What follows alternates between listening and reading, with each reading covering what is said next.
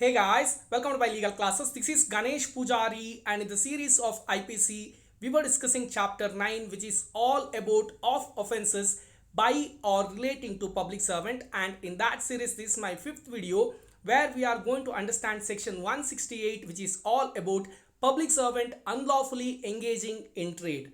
Now, this is a small Bare Act provision. We will understand the Bare Act provision as well as my chart in single slide. Why to waste time? Let's get into the only slide we have.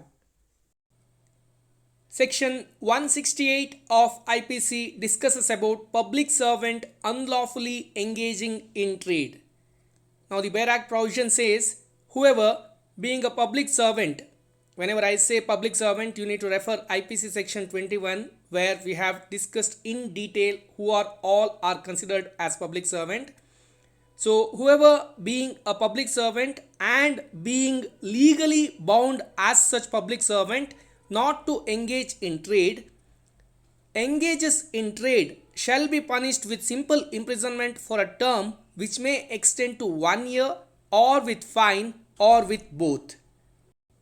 This section is quite easy and straight, but however I have brought it down in chart which simply says a public servant who is legally bound to not to engage in any trade, if engages in trade shall be punished. And what is the punishment there? Simple imprisonment for a term which may extend to 1 year or with fine or with both.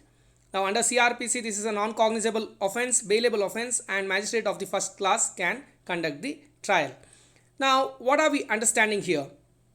This particular section focuses only on public servant engaging in trade, and whenever a particular law says that such public servant shall not engage in any trade, and if such public servant engages in trade, then only section 168 comes into picture. Now if you are focusing, you are observing that I am stressing too much on such public servant. Why am I using that word such? Because not every public servant will have the similar situation. There are different category in public servants also, like few are directly appointed by the government and getting government salary, and there are a lot of people who are working in government project on contract basis, and there are a lot of people who are working with government on commission basis, and all these kinds of setup is there. So basically whoever is directly appointed by the government and getting salary from the government, whom we are calling as government employees, they are, of course, all of them are public servants, and they cannot usually engage in any kind of trade. They will have this blanket stop to do any kind of trade.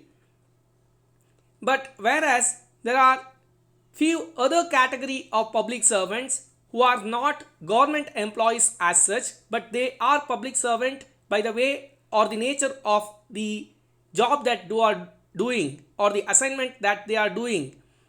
So there they might be getting some commission or pay or kind of contract role, all of that. But there also they will have certain conditions on not doing certain particular trade. Okay, may not be the complete blanket stop, but they will have certain restrictions on certain trade which directly can be impacted their job role that they are doing for the government of India. Now all of that will come into picture. So it's not just a very easy section as such. It will go role by role. It will go with the person by person, with the kind of assignments that he is having or the role that he is having. All of that will come into picture.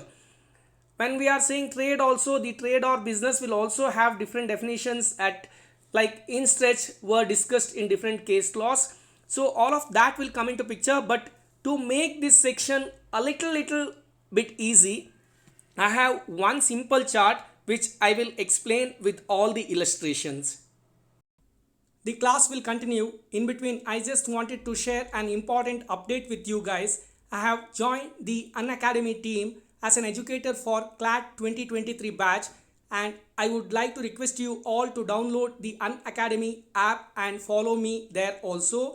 And while buying the subscription over there, please buy the subscription with my code GYAN07, that is GAN07, to get additional 10% discount. And what's happening in Unacademy this week?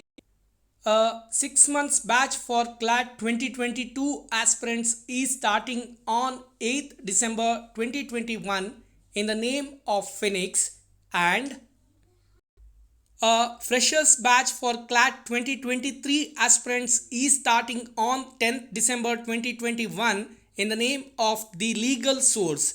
You can join all of these classes, and while buying subscription, you can use my code, that is GYAN07, that is GAN07, which gives you 10% discount on the subscription.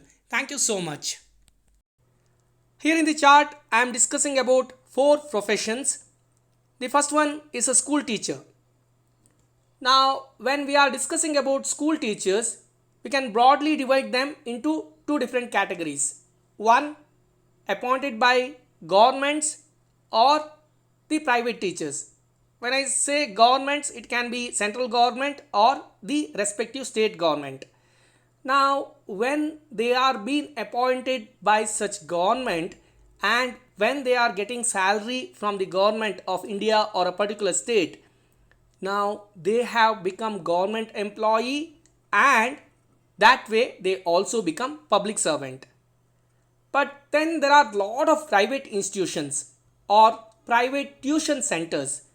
Now there we have teachers appointed by private institutions or those people who are running such tuition centers.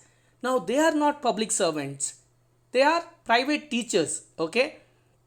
Here, for a government employee who is a teacher, he or she cannot be part of any tuition centers or something like that. They cannot run their own tuition classes or be the part of some tuition centers or becoming a teacher in a tuition center. All of that is not possible because government employment for them is full-time employment, and they cannot do any kind of part-time employment. Okay, this is a straight example.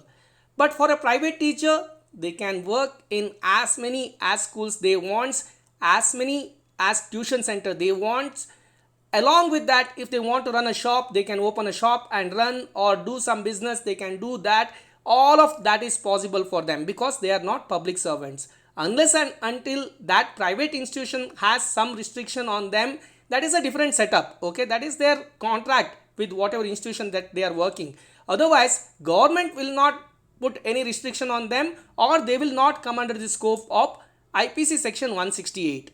But for a government teacher, they are the part of IPC section 168, not just becoming the part of any tuition center or teaching in private institution or having their own tuition center. All of that, they cannot do any other business also.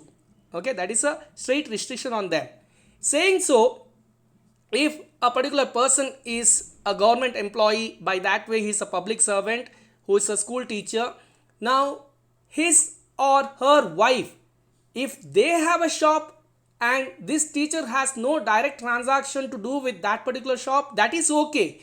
Now school teacher's wife or husband, or if his parents or if his children or her children has some business, that is okay, but they should not have direct transaction. The teacher or the public servant cannot have direct participation in that particular business. That is what you need to understand. Now you might be thinking that why such arrangement? Because a public servant has to give his or her best in the profession that they are doing. They are appointed for a particular thing. They need to give justice to that particular profession or the employment or the contract, whatever is given to them. They should not have distraction or have some kind of outside influence. Like for example, a teacher not teaching good in the school and doing great in tuition center. Now what happens? For the salary which is being paid by the government, they are not giving justice, and there by doing outside work, they are attracting a lot of students and having secondary income. When they have scope for such secondary income, they will definitely not give justice to the original employment that they are having or the original contract that they are having. So there is a restriction very clearly mentioned under section 168. Like for example, if you go little further, a food inspector, if he or she has his own or her own restaurant or food processing unit, what happens? they will not audit that particular unit promptly, because that is their own business. Okay, they have power on that particular business, and as a government employee they have the right to audit that unit, and they will not do right audit. Okay, so that should not happen. Or a police becoming a private bodyguard, now nobody can touch him because he is a public servant, you cannot hit him.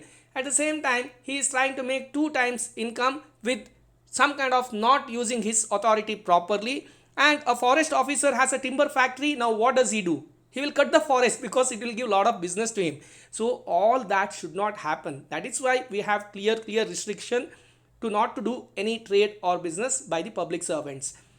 So for government employees it is usually blanket stop that they cannot do any kind of trade or business.